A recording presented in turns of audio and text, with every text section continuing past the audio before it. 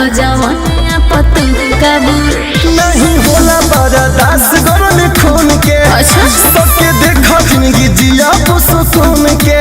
कि मन तहरा नियम कतना मिला हर सुना कर जा तहरा के कैसे समझाइए यो सिला खंड होया जिला खेसारिए सहिला जियो से जिला खेसारिए सहिला और खंड होया जिला हमर भये सहिला। अच्छा ये बात है।